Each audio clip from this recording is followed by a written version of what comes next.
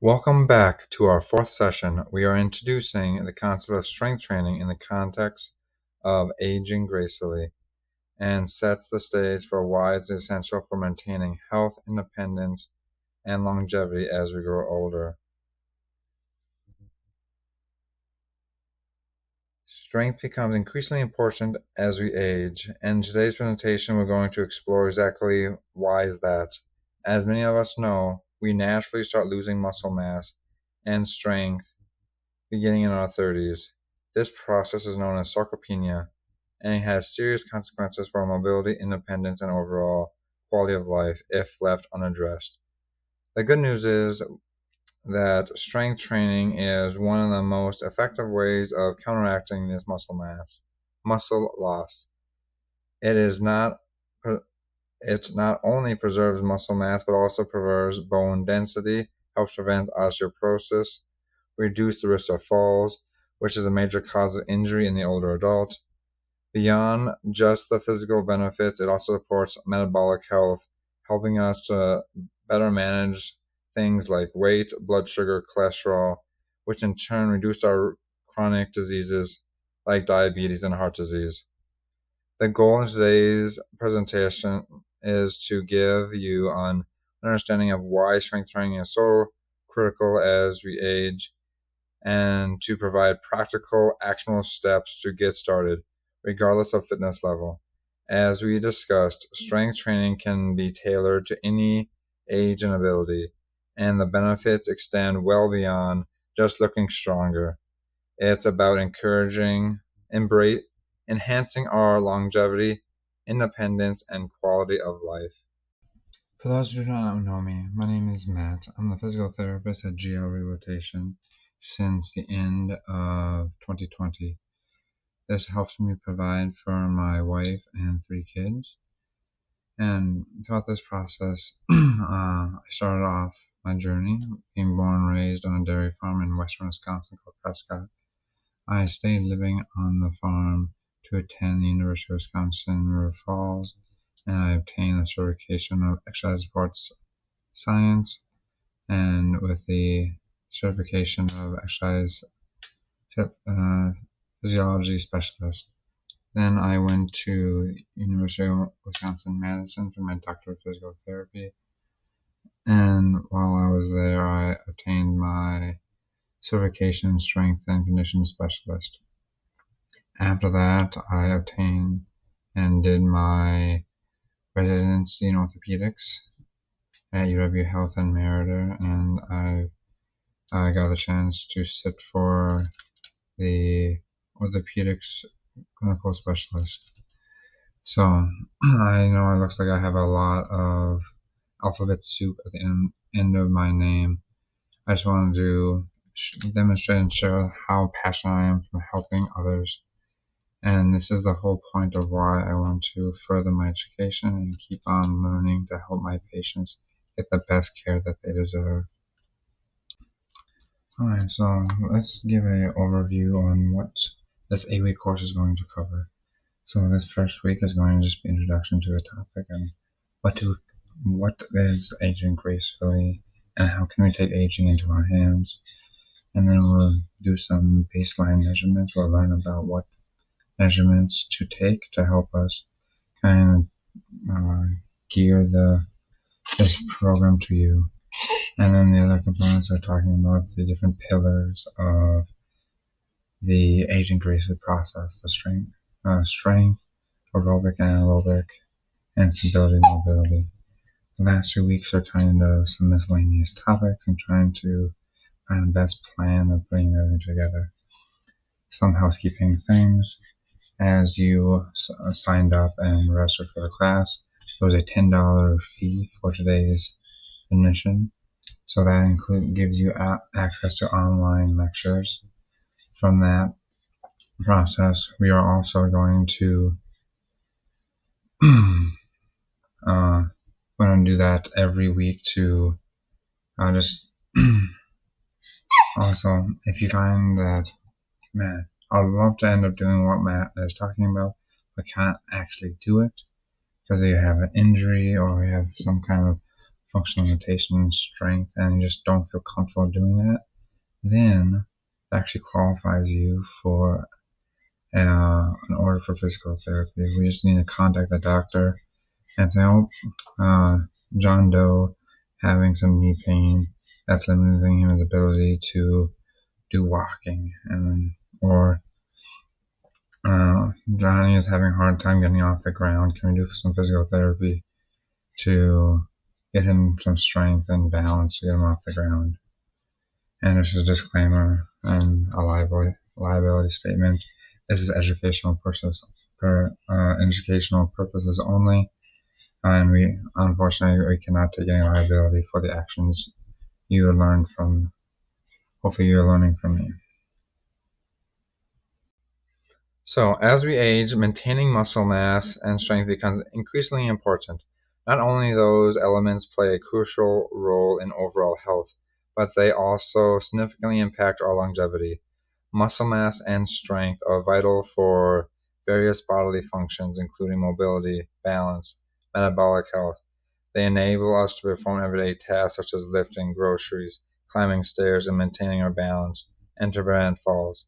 Strong muscles support our joints, reduce injuries, and play a critical role for regulating blood sugars and supporting overall metabolic rate. Studies have shown that higher muscle mass and strength are associated with lower mobility rates. For instance, research published in the Journal of American Medical Association found that older adults with higher muscle mass had a significantly lower premature death, regardless of their fat levels. Additionally, a study in the British Medical Journal highlighted a greater grip strength is associated with lower risk of cardiovascular disease and overall mortality. Maintaining muscle mass can help reduce the risk of chronic diseases. For example, individuals with higher muscle strength had a 20 to 30% lower risk of developing cardiovascular disease. It is because strong muscles help regulate blood sugars, support metabolic health, and reduce strain on our cardiovascular system.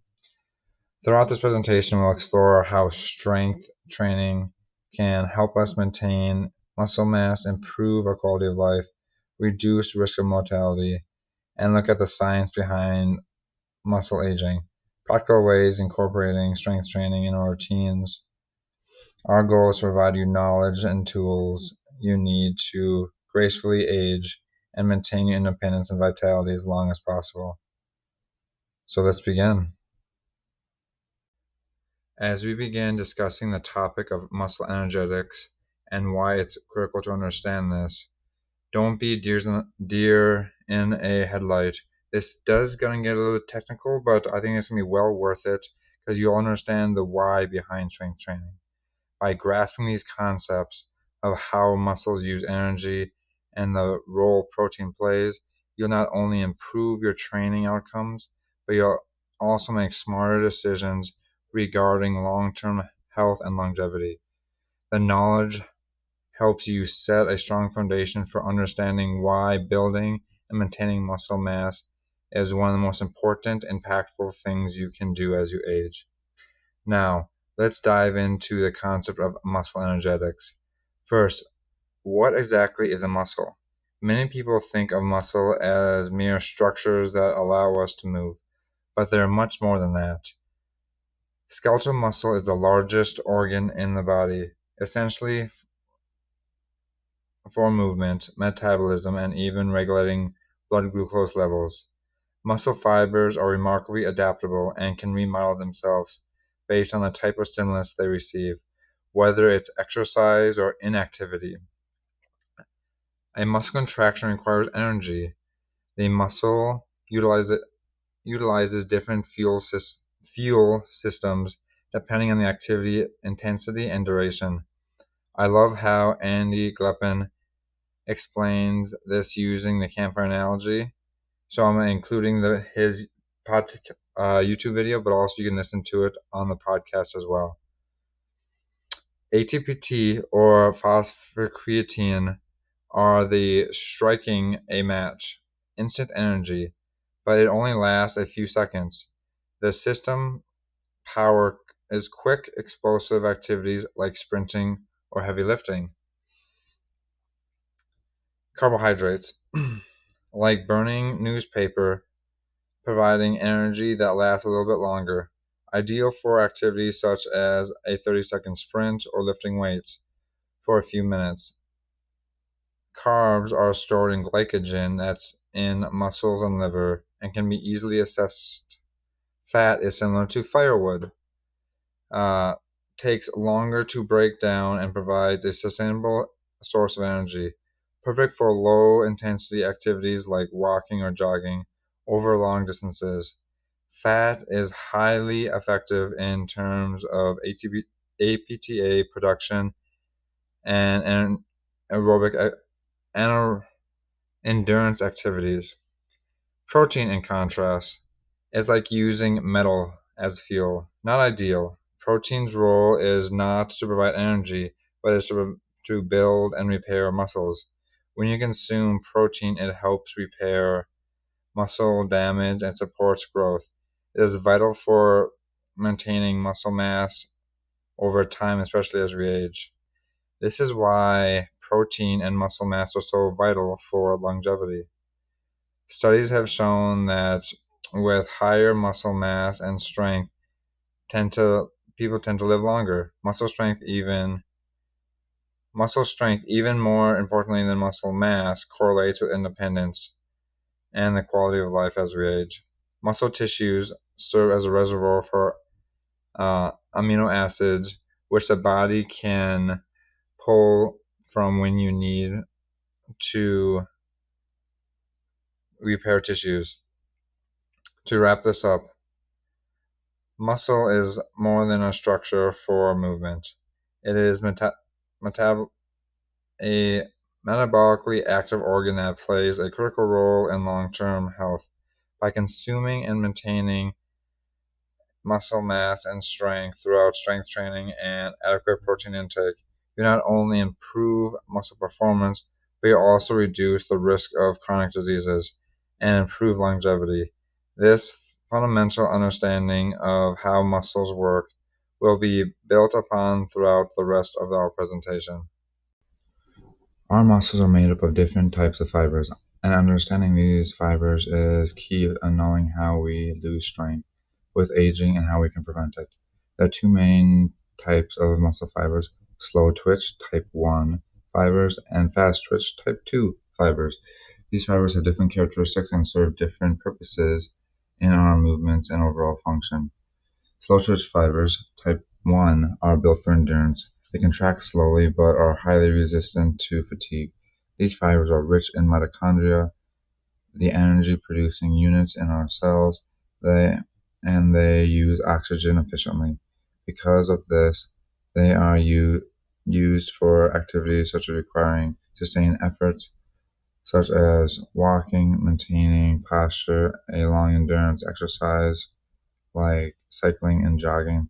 Slow twitch fibers do not generate much force, but they allow us to stay active for long periods of time without tiring. Fast twitch fibers, type 2 fibers, are designed for power and speed. These fibers generate a lot more force but fatigue quickly. They are further divided into type 1 fiber, type 2A fibers, and type 2X fibers. And those have different, and those hybrid fibers in there as well. So these fibers are responsible for explosive movements like sprinting, jumping, lifting heavy objects. As we age, these fast twitch fibers are the first to decline, making them harder to perform powerful movements, with increasing the risk of falls and injury. How we remember type 2 versus type 1 fibers. Type 1 is slow twitch, they're weaker, and as you're going to be at level 1 for a game, and as you get stronger and faster and better, you're going to be level 2. Now we understand muscle fiber types.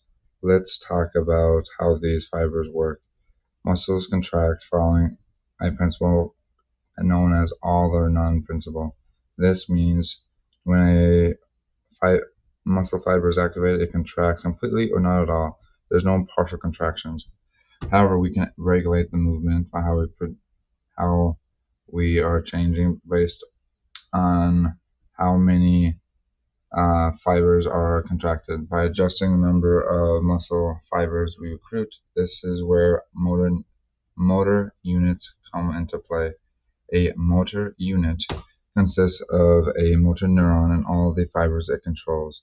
Smaller motor units contain small twitch fibers and are recruited first, where larger motor units are controlled with contain fast twitch fibers and are activated only when the force is needed. This is the size principles. And then, as you can see in the image, you can have lots of different motor units with different muscle fiber types. And when a fiber is activated, everything is contracts. And as you can see in the other image, that is actually a real muscle under the microscope. And you can see how many fibers it is actually innervating. However, as we age, we lose motor units, meaning that we lose the ability to activate muscle fibers effectively. This leads to weakness, poor coordination, and increased falls. So, main takeaway, maintaining muscle strength isn't just about lifting weights, it's about keeping the nervous system and motor neurons functioning. Strength training, especially exercising that challenges fast twitch fibers, is critical for staying strong and active as we age. By training properly, we can keep our muscles firing efficiently and maintain functional movement of life. I'm going to go a little bit more depth about how tasks are created. So look at the image. So a motor unit is going to be activated first with the slow twitch muscle fibers, and they have a lot of fine and very controlled, precise movements. But as you're finding out, I need to have more because this, I'm not trying to pick up a glass of water. I'm picking up a whole gallon of milk. We're going to have to recruit more muscle units, and that's going to involve more fast twitch muscle fibers. And that's why when you pick up something heavy, you're a little bit more shaky when you're putting it down because these muscles are not as coordinated and they're not as precise. There's big, larger muscle groups that are involved. So that is why that principle of recruiting just what is needed. And I almost view this like as there should be a staircase to the left, but then that heavy staircase should be a continuation of the staircase. The body doesn't know what it's going to need right off the bat. It quickly adapts to it. But it can use a visual system to help figure out, oh, I know I have to use a lot of force in this task because I see it's a 50-pound dumbbell versus a 2-pound dumbbell. And that muscle activation principle is the Herman size principle. It helps us explain the recruitment order of muscle fibers. When we perform a single task like reaching for a glass of water, it involves a lower threshold motor units versus a heavier. Then as you get heavier weights, then you have to do the higher threshold movements. However, as we age, maintaining these fast twitch fibers becomes a challenge. Since fast twitch fibers are mainly used for high intensity tasks, they do not get activated often in our daily tasks. Over time, these atrophy or shrink. And here's where the interesting phenomenon happens. The nearby slow twitch motor units take over these unused fibers, converting them to slow twitch fibers, a process called fiber type grouping. While this helps keep our muscles functioning, it also means that our muscles become less suited for high intensity movements, which can affect things like sprinting or heavy lifting. Or if you are going to stumble and quickly moving your foot to catching your balance. On the other hand, slow twitch fibers stay quite resilient.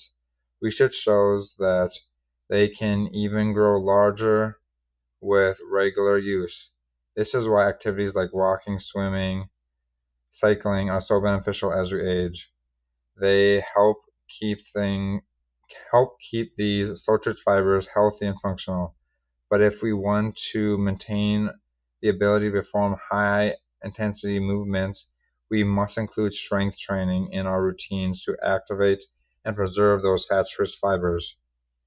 This shift in muscle composition also affects the smoothness of our movements.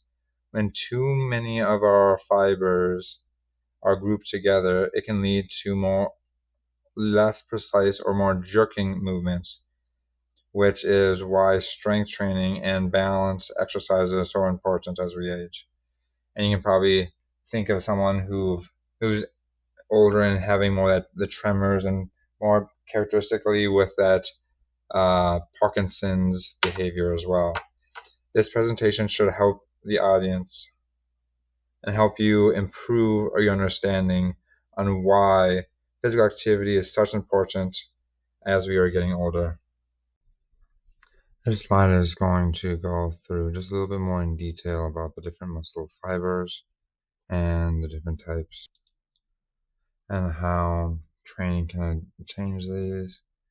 So first and foremost, there's various different types of muscle fibers.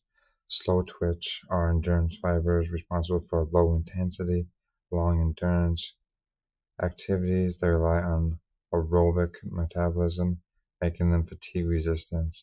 You'll find them predominantly in activities like jogging and running and cycling. Fast twitch is going to be type 2A. These fibers are more powerful than type 1, but less fatigue resistance. They provide quick bursts of speed and power, but use anaerobic metabolism, which limits how long they can be performed.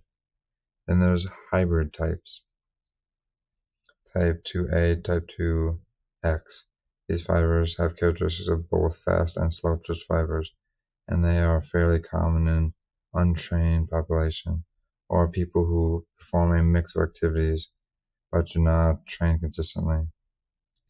Then true type 2X fibers are incredibly rare, and they're ultra fast and usually never seen in healthy population.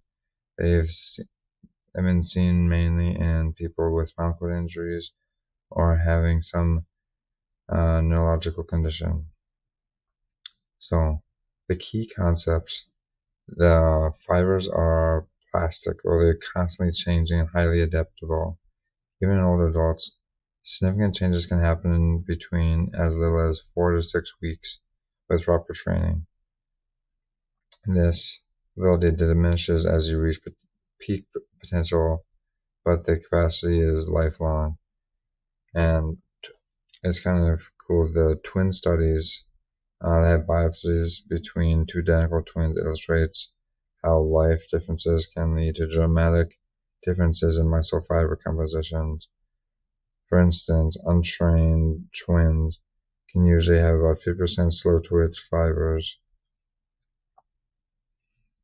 and 30% fast twitch and 20%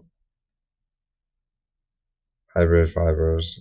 The trained twin, especially with cardiovascular focus, can be shifting all the way to 95% of slow twitch fibers, sacrificing some strength but gaining the endurance fibers. So, application for aging. The good news is that muscle fibers adapt. Does not seem like it has to be age limited. Older adults who begin a training program even after years of inactivity can see remarkable changes in their muscle fiber composition as little as 6 weeks. This is critical for aging gracefully, as maintaining muscle mass and power is essential for preventing falls, preserving mobility, and showing independence. As we delve into the reality of aging and the muscle loss, it is important to understand the condition called sarcopenia. It is an age-related loss of muscle and muscle mass and strength, and while it's a natural process of aging, its impact can be significantly reduced by proper intervention. Let's look at some sobering statistics. After the age of 50, we typically lose about 1 to 2% of muscle strength each year. This might not seem like much annually, but over decades it accumulates to be substantial loss. In fact, from age 20 to 80, we can expect approximately about 30 to 40% of our muscle mass to be lost. This loss is just our ability to perform physical activities, but also our metabolic health, mobility, and overall life. Peter Tia has is a prominent physician, and he says it bluntly: "You have to fight like hell to avoid it." This message underscores the importance of proactively maintaining our physical fitness. It's not un- it's not enough to be average in physical fitness at age 50. If you want to remain active and independent at age 85, think about the difference between the average 50-year-old that is active and fit versus one who is above average versus the one who is below average, already experiencing some decline in muscle mass and strength. This will only accelerate with age. In contrast, the 50-year-old who engages in regular strength training and physically active is likely to maintain the abilities much longer, reduce the risk for falls, fractures, and other age-related issues. The key takeaway is that we need to be proactive about our physical fitness. We need to fight like hell to maintain our muscle mass and strength. This means incorporating regular strength training into our routines, staying active, and making healthy lifestyle choices. By doing so, we're not only improving our current health, but we're also investing in our future ability to live independently and enjoy a high quality of life well into our later years.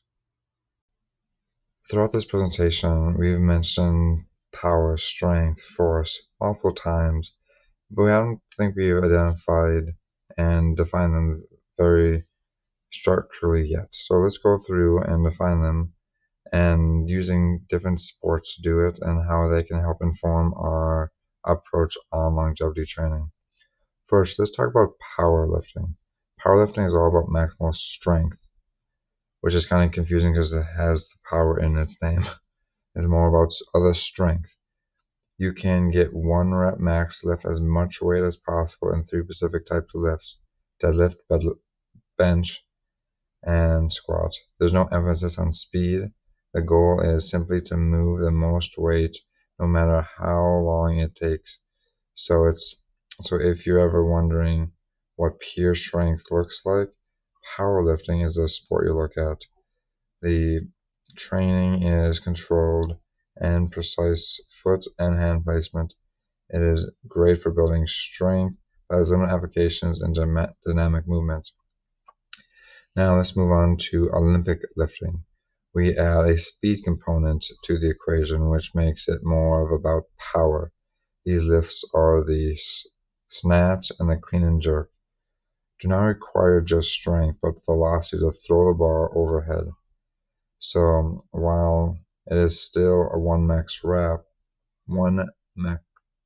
rep max, it is done quickly, making Olympic weightlifters more powerful than powerlifters because they're multiplying force by velocity. Olympic lifting is excellent for building explosive power and improving coordination, which is why it's so valuable for dynamic sports and functional movement. Next, we have the strongman competitions, where we focus on functional strength. Unlike powerlifting, strongman events often involve multiple repetitions, lifting heavy objects repeatedly, walking with them, carrying over distances. This training is extremely practical for real-life tasks, where you are lifting and moving objects in various ways. It's great for building strength endurance. This is one of the most life applicable forms of strength training. Then there's hypertrophy, or what we call it as bodybuilding. The goal is in functional strength by increasing muscle size and achieving a lean, symmetrical physique.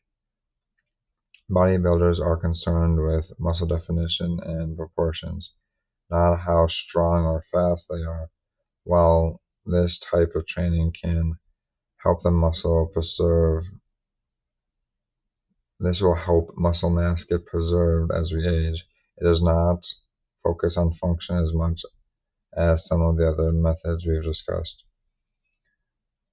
For those who are familiar with CrossFit, is a type of competition where circuit training, where athletes have to complete a high volume or functional movements over multiple reps. In CrossFit, you might have to do 90 reps of a single exercise in a single workout, whereas strongman, you might max out at 15. This training is great for building endurance and recovery across multiple different energy systems. Lastly, track and field represents the truest expression of speed or velocity. Here we're talking about getting as fast as possible, with sprinting being a prime example. Athletes in this field train to be explosively fast. This requires power, coordination, and improvement of the fast-twitch muscle fibers. By understanding these different disciplines, we can tailor our training, meet our goals, whether it is maximizing strength, power, endurance, and ultimately improving our longevity.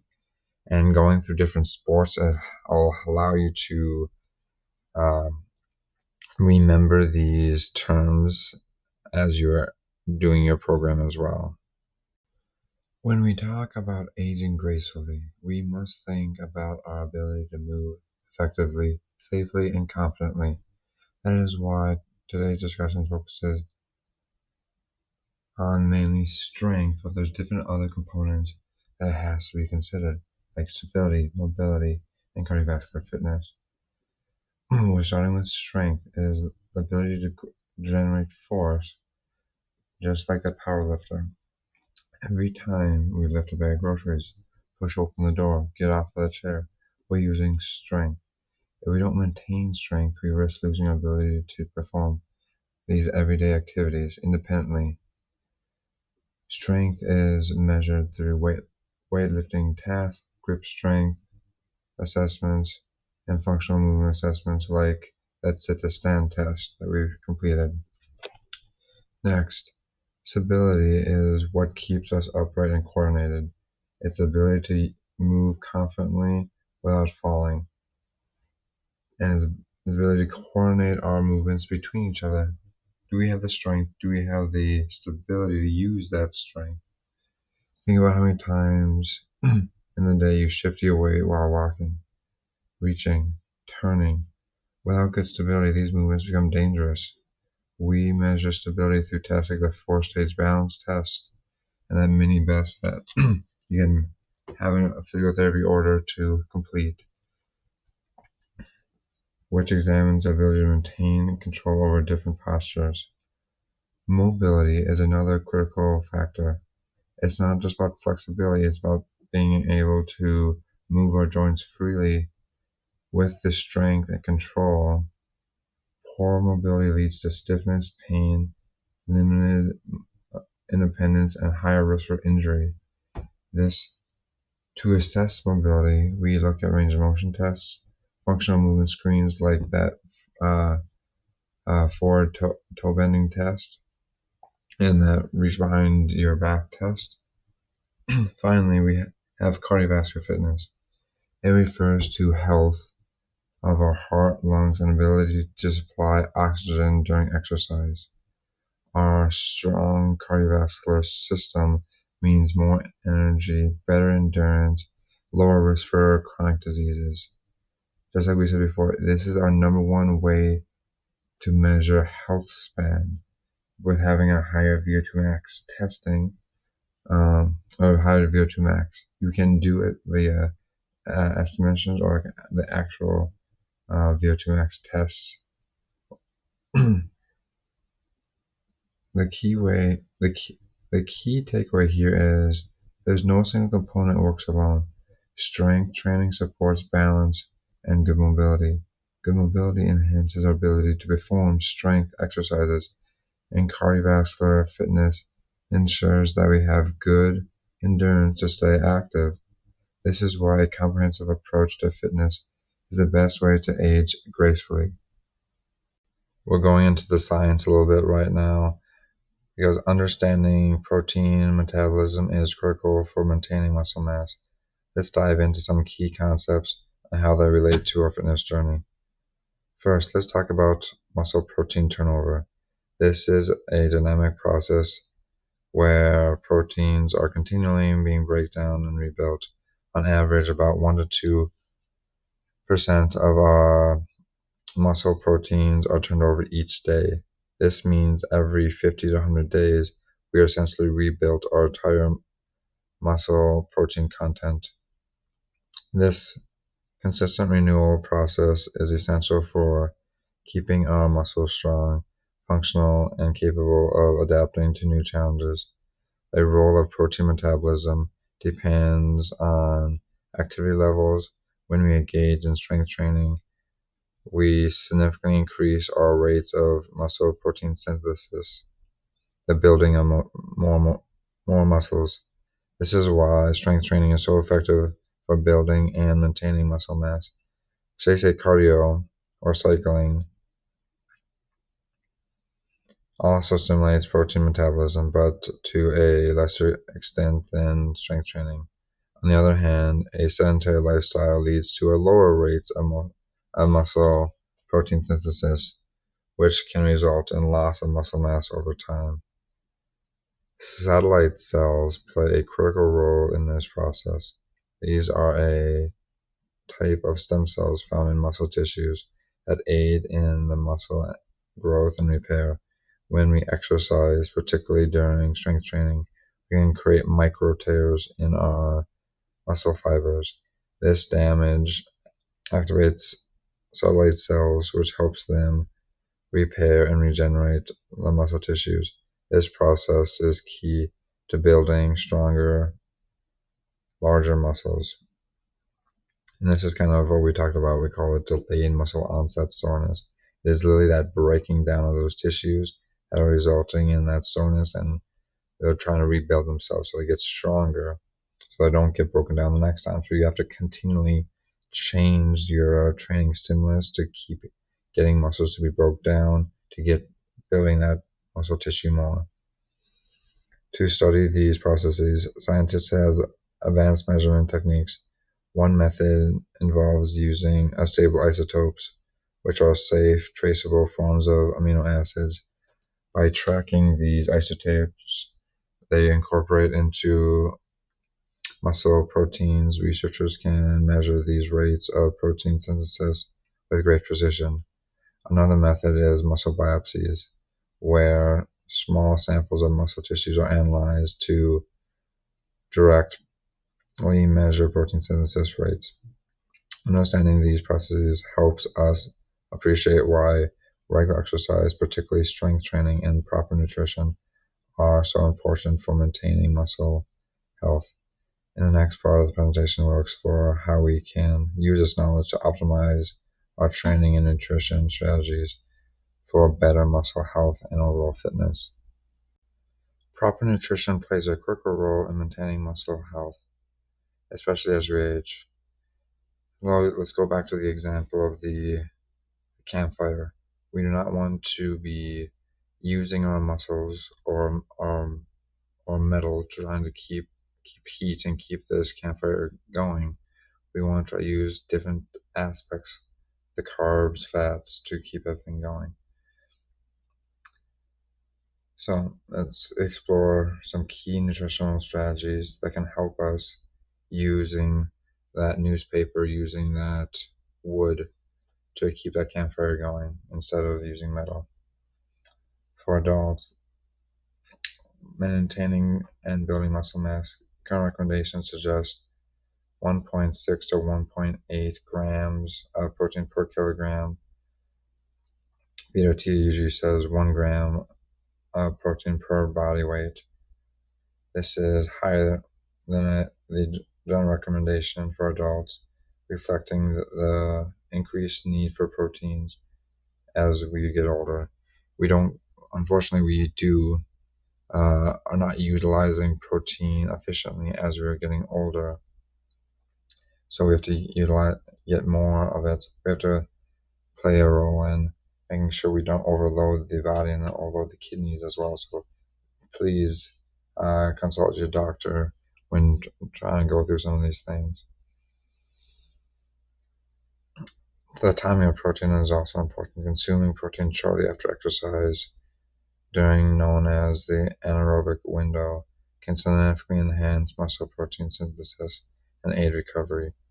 This window is typically within an hour after the workout, though some researchers suggest it may extend to a few hours. While protein is critical, other nutrition also plays a role in muscle health. Vitamins and minerals support various physiological functions. For example, vitamin D and calcium are vital for bone health, which are closely related to muscle function. Antioxidants such as vitamin C and E help reduce muscle inflammation and oxidative stress by intense exercise, aiding in faster recovery. Protein shakes can be a convenient way to ensure adequate protein intake, especially during periods of fasting or when it's challenging to consume whole food sources. They come in various forms, such as whey, casein, plant-based options.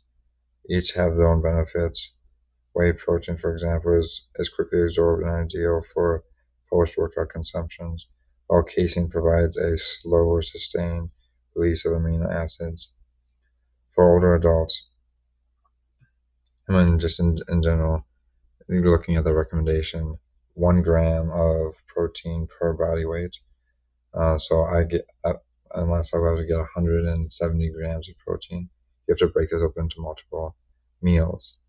So, and you also have to have probably one of the meals would be like a protein shake, having 30, 40, up to 50 grams of protein in a meal. And a lot of people say, like, that is very controversial, having that much protein. And Peter T kind of weighs in saying, all right, there's a lot of evidence that says having a high amount of muscle needs to have a lot of protein to conserve it. And it's a reward risk situation. Is the reward going to outweigh the risk of having a high protein in your diet? And that's kind of the nuance of kind of some of this medicine 3.0 approach. And Peter Thiel kind of believes that within the healthy individuals, it is going to be worthwhile having that high protein. For older adults, combating and anabolic resistance is critical. Anabolic resistance refers to the ability of muscles to resist new protein synthesis. To overcome this, older adults may benefit from consuming high amounts of proteins and spreading the protein out evenly throughout the meals. By implementing some of these nutritional strategies, ensuring adequate protein intake, timing of proteins, incorporating a variety of nutrition, and using supplements wisely, we can significantly reduce and support muscle health and overall well-being as we age. Let's talk about the energy demands of muscle, something that's often misunderstood. Many people believe that by adding muscle you'll burn significantly more calories just sitting around. While adding muscle does increase your basal metabolic rate, the number of calories you burn at rest, the increase is relatively small.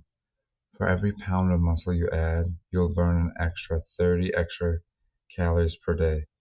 So even if you add 5 pounds of muscle, your metabolism isn't going to go skyrocketing from 1,500 calories to 2,500 calories a day. It is a modest increase, but still every little bit counts.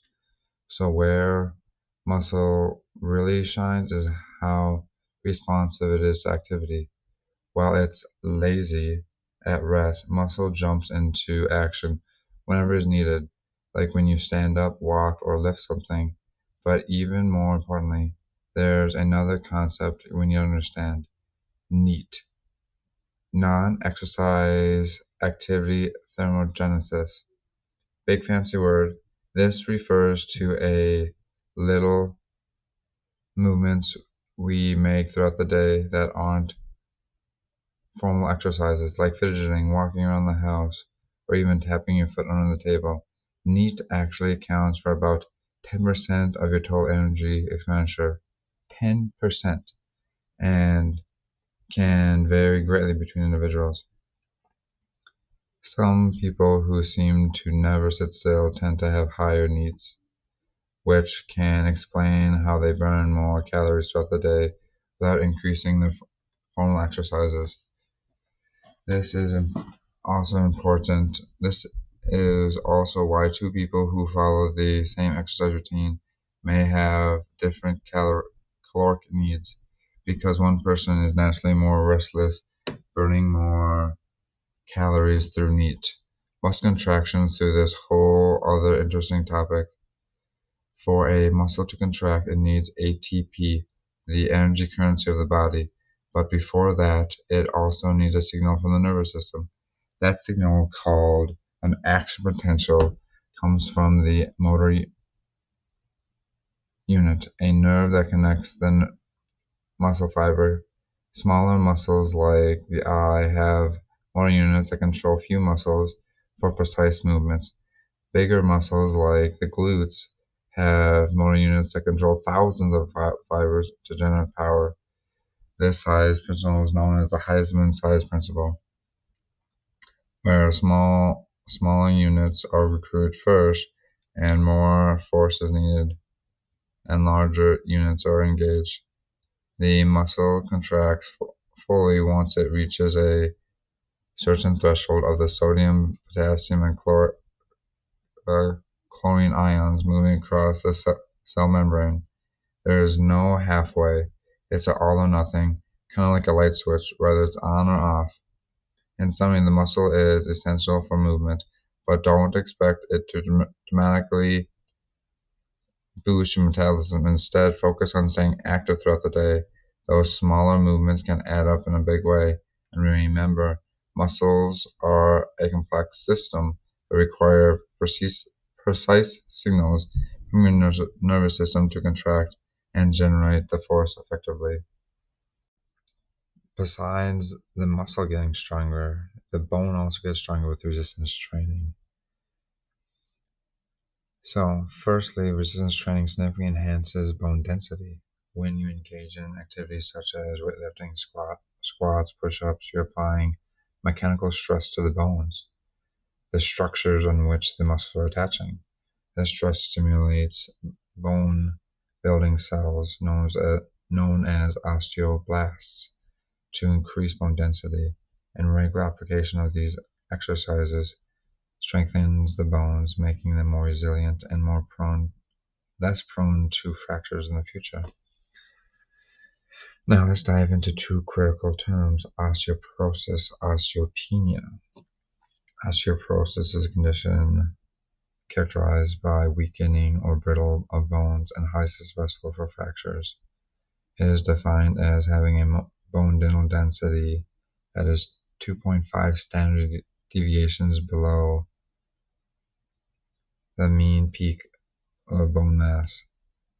Common sites of osteoporotic fractures tend to include hip, spine, and wrists.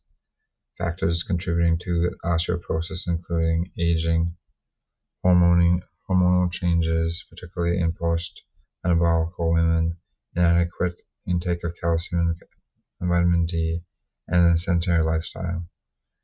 Osteopenia, on the other hand, is a similar loss of bone mineral density, but it's classified as 1 to 2.5 standard deviations below the peak bone mass.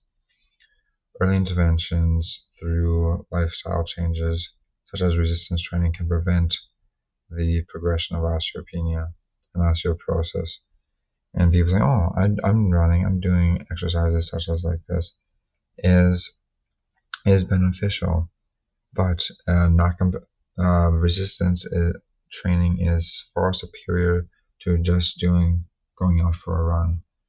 And it also has other benefits such as improving balance and coordination. Exercising like lunging, step ups, balance drills are particularly effective in this regard. Stronger muscles also provide better support and protection to the bones, reducing the likelihood of fractures during a fall. So, what can you do to incorporate these benefits into your life?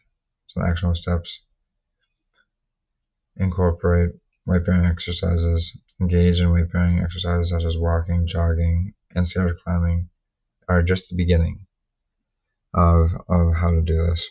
Next, include resistance training. Performing resistance training, targeting major muscle groups 2 to 3 times per week, using free weights, bands, body weight exercises are great options. Ensuring adequate protein and nutrition, consuming calcium, vitamin D to support bone health, and then doing regular checkups. As we talked about in the baseline measurements, you really need to take measurements of these. You don't know where you stand unless you take a measurement. So using a DEXA scan to monitor bone health is important. And doing this, you don't have to do it every year, like muscle mass doing it. You can space it out a little bit and allow that your interventions to play a role. The Livermore study is one of the most exciting pieces of research we have for aging well, especially when it comes to bone health. This study finds over 100 women over the age of 60, all with either osteopenia or osteoporosis. For 8 months, one group did supervised high-intensity resistance training, including squats, deadlift, bench, and overhead press twice per week. What groundbreaking is, these women lifted heavy, about 85% of their 1 rep max. And not only was it safe, but the outcomes were impressive. They saw a 4% increase in spinal bone density and significant gains in leg and back strength, balance, and daily function. They also reported feeling more independent, uh, feeling taller and standing taller, and doing things they haven't done in years, like gardening and hiking. This approach is now offered through a program called Unrow, available through certified professionals. If you're interested, you can either search the provider near you or encourage your local PT or trainer to get certified through Unrow. This study shows that it's not only just about avoiding bone loss, it's about rebuilding strength and confidence as you age. When we talk about tracking progress, we usually think about weight or BMI, but real aging happens in how we move, lift, and react. This is where functional strength tests shine. The standing broad jump gives us a sense of lower body power and important balance and agility. If you are not jumping far, it might be a sign of reduction of muscle power and loss. A pull up or dead hang tells us about grip strength, a shoulder stability. These are powerful predictors of independence and even lifespan.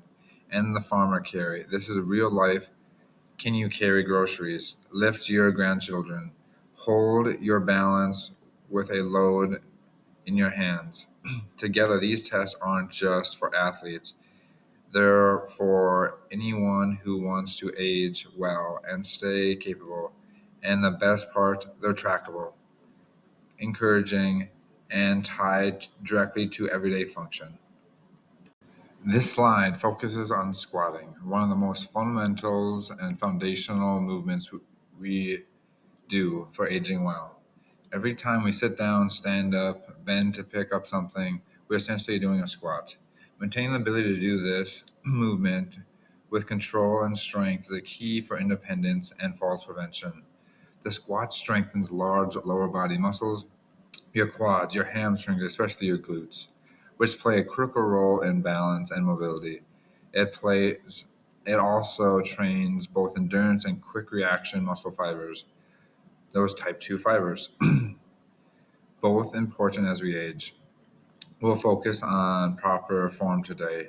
Knees to track over your toes, activating your glutes by tearing the piece of paper on the floor, keeping your chest lifted as you uh, send your hips back.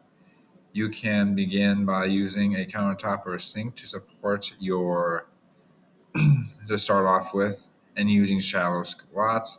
As your strength builds, go deeper, slowly go down, and eventually work towards faster ups and slowly lowering down with less support.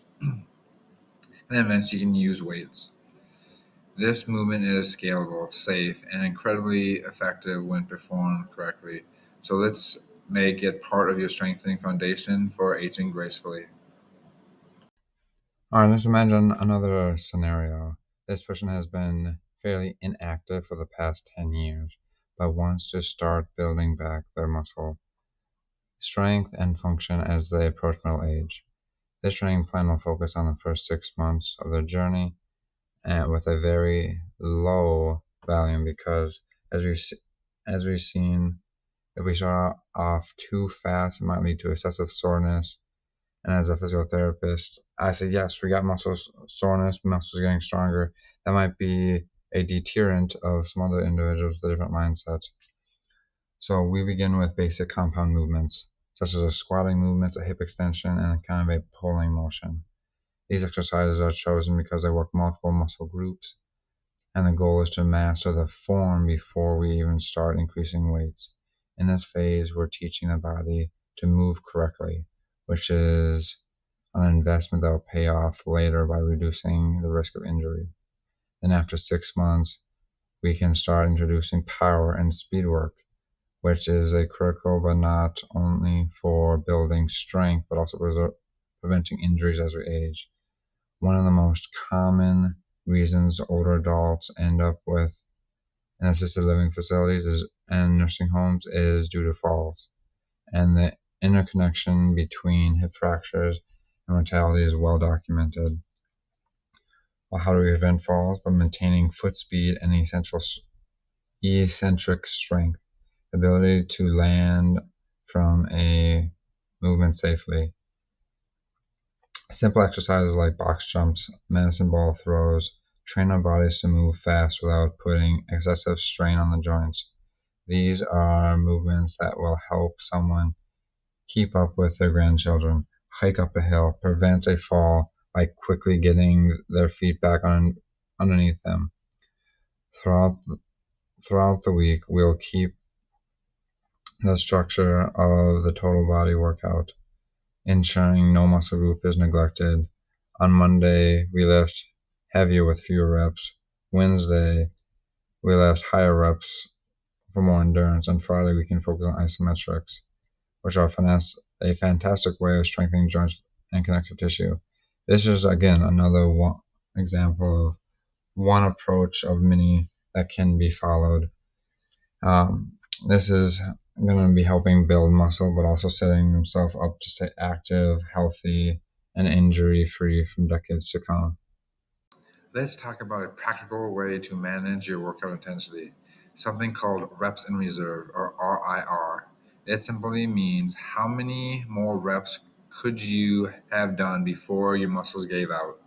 For example, if you do 10 reps and you feel like you could do two more, you train at a IRR, RIR of 2. That's a great place to be. Why does it matter? Because training to failure often too often become can beat your joints up and delay recovery, especially as we age. But if you stop when you have one or two good reps left in the tank, you'll build strength safely and sustainably. Beginners should aim for 2 to 3 reps in reserve, focusing on form. Intermediate folks should push to 1 to 2 reps in reserve, and we don't need to hit zero true muscle failure very often, if ever.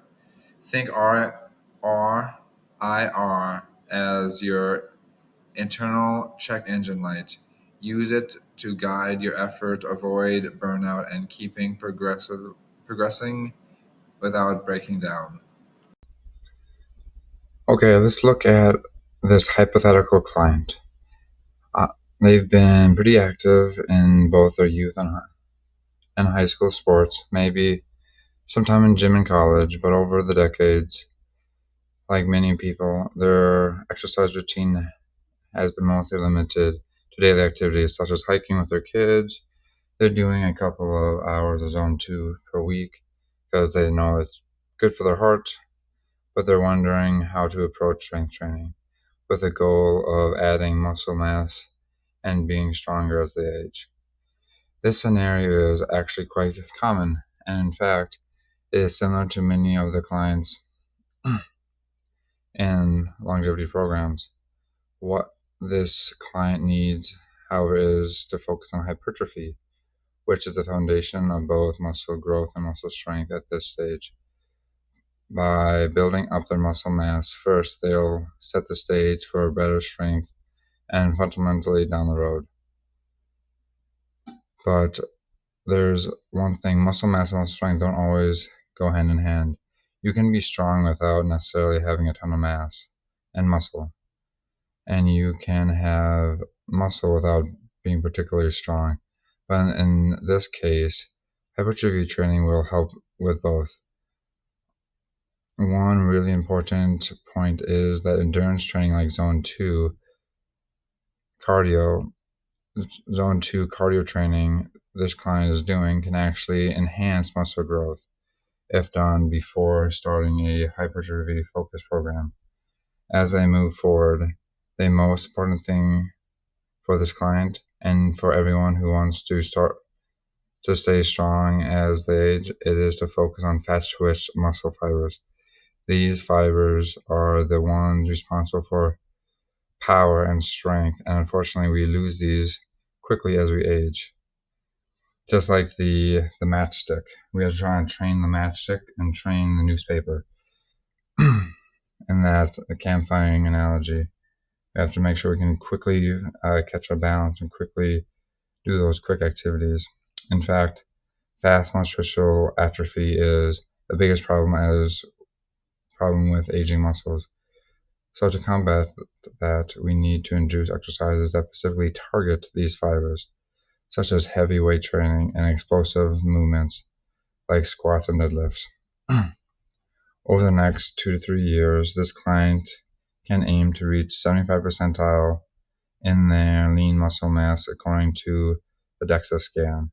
And by focusing on what is declining, their fast twitch fibers, they can also gain a lot of other benefits in terms of overall strength, endurance, functionality, and it's a long-term investment, but it will pay off in huge ways as they age.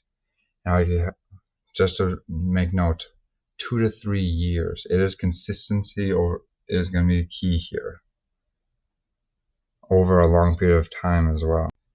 As we are thinking about structuring a workout plan, especially for aging adults or anyone that's looking to age gracefully, it's important to remember the movements happen in 3 dimensions. So let's talk about the 3 major planes of movements. First, we have the frontal plane. This is kind of like the lateral lunge or a jumping jack, where you move side to side. It is key on building strength and stability in muscle that protects your knees and hips, and which is vital for fall prevention as we age. Next is we think of the sagittal plane, looking back and forth movements you think of as the squats, push-ups, bringing your arms above your head.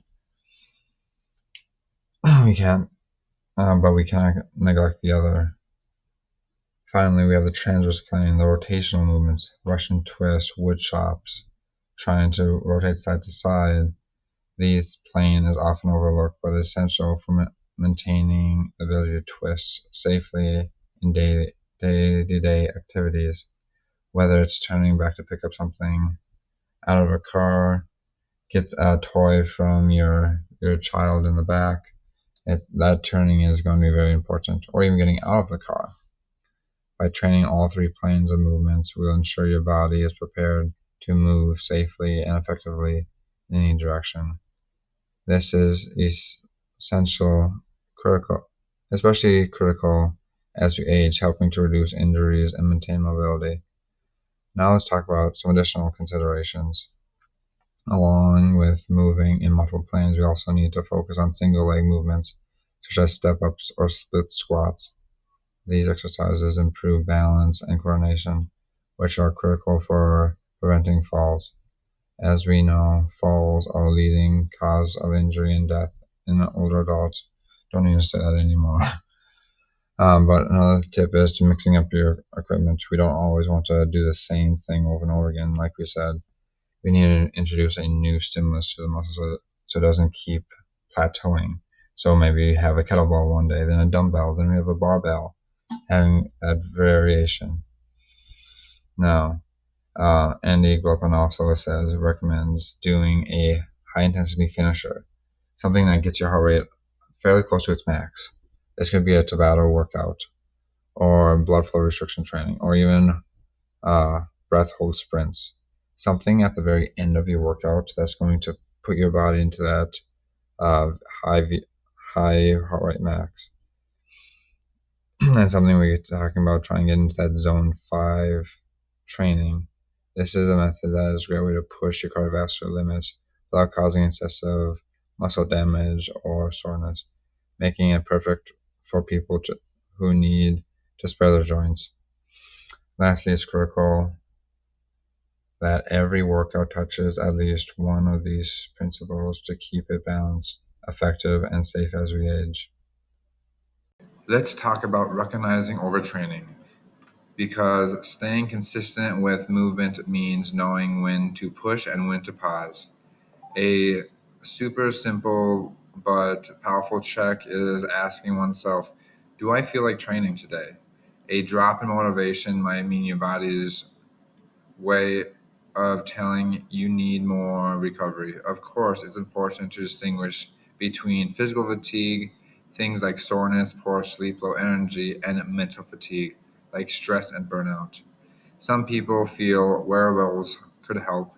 Tools that measure heart rate variability, or HRV, can give you clues about how your body is recovering. The key, don't compare your numbers to others. It's about watching your own trends over time. And remember, recovery is part of the process. Taking a rest day, moving slower, or even just sleeping a little bit more are valid, productive choices, especially as we age. The goal is not to train hard, it is to train smart so we can keep moving well for the rest of your life. You spend all the time breaking down your muscle fibers, making sure you repair themselves, because that's the most important part of this process. Now that we've covered an in-depth aspects of strength training and aging, let's quickly summarize the key concepts of today's presentation. First, we know that maintaining muscle mass and strength is essential for longevity, reducing mortality, improving quality of life. Strength training is a vital tool in counteracting sarcopenia, the age-related loss of muscle mass. Secondly, we discussed muscle energetics and protein, where we learned that while muscles use fuel by ATP, carbohydrates, fuels, and protein, main role is building muscle, not fueling it. Muscle mass and strength are indicators of long-term health and resilience. Third, we explored muscle fiber types and aging. Slow-twitch fibers are more preserved as we age, while fast-twitch fibers, more important for power and speed, tend to decline. Strength training helps retain fast-twitch fibers and promotes muscle plasticity ensuring that we maintain functionality even in older adults. Fourth, we talked about protein intake and muscle protein turnover. Our muscles undergo daily turnover 1 to 2%, which proper protein intake and timing are essential, especially as older adults, to support muscle maintenance. Fifth, we touched on long-term benefits of strength training, which include bone health, reduce osteoporosis and penia, and decrease the injuries resulting from falls. Lastly, we outlined a phase-based training approach, summarizing some fundamental movements, patterns, and progression, and more dynamic exercises over time to ensure that we continue to build strength safely, effective, incorporating all planes of movements, frontal, sagittal, and transverse. Will create a well-rounded fitness routine and improving both strength and mobility. And lastly, more actionable points as hopefully your homework as well, and trying to integrate some of these strength trainings into your day-to-day routine. First, begin with the basics. Focus on the fundamental movements such as squats, hip hinging, overhead pressing, pulling movements. These compound exercises engage multiple muscle groups and provide a solid foundation. Aim to train 2 to 3 times per week. Second, prioritize protein intake. For older adults, it's critical to try to get about that 1.2 to 2 grams per kilogram of body weight, or Peter Thiel's recommendation. That's easy to remember: 1 gram of protein per pound of body weight. If you're struggling to meet that through meals, protein shakes are a good way to supplement this throughout and combat anabolic resistance. Third, make sure to incorporate all planes of movements, exercising in frontal, sagittal, and transverse plane, side lunges, squats, rotational twists to create more balanced and functional fitness routine. Fourth, progress gradually. Start with low volume and prioritize learning proper form. After around 6 months, you can introduce power exercises like box jumps and medicine ball throws. Fifth, when you're facing common barriers such as lack of time or equipment, don't worry, start short. 20-30 minute sessions 2-3 times a week can still be highly effective. And if you don't have equipment, you can use body weight exercises or household items. Sixth, remember to focus on strengthening bones and preventing falls. Resistance training helps boost bone density, reducing the risk of falls. Adding exercises, incorporating balance and proprioception will further protect this, and we'll be talking about that in future sessions. And ideally, you can end with some of your exercises with a finisher, like a Tabata or a blood flow restriction or some kind of max effort, trying to get your heart rate as high as you can. If you're not doing already a cardiovascular routine, this is going to be helping to boost and start that process. So thank you for your attention. Remembering finding the right program is about personalization, enjoyment, and continuous improvement. So let's embark on this fitness journey together. If you have any questions, concerns, feel free to always contact me. If you feel like you do want a one-on-one session, you have an injury, or something is preventing you from living life to the fullest, that does probably qualify you for physical therapy, especially if it's more of a functional task like getting off the ground. So just let me know. We'll be in contact so we can get you back to where you need to be. Any questions or concerns, feel free to reach out. Alright, so I'm just going to go through a few resources. So one of the resources is YouTube. YouTube is a great resource. I have a lot of individuals on the platform. Jesse is is known. He's very entertaining, and as you can tell, he does bodybuilding. Jeff is known as evidence-based approach. He cites multiple researchers throughout the process, and they actually went together and they they had a session where Jeff critiques Jesse's program, and this is a program that Jesse's is got critiqued. It's kind of entertaining. Life's about having fun and trying to figure out the best routine for it. And this is just an example of a program, not the program. Just as we discussed before, they recommend having a whole body day workout where you're targeting every approach. And with Jesse breaks it down into a pull day, leg day, and a push day. It's very common in the weightlifting atmosphere to kind of break it up into these aspects.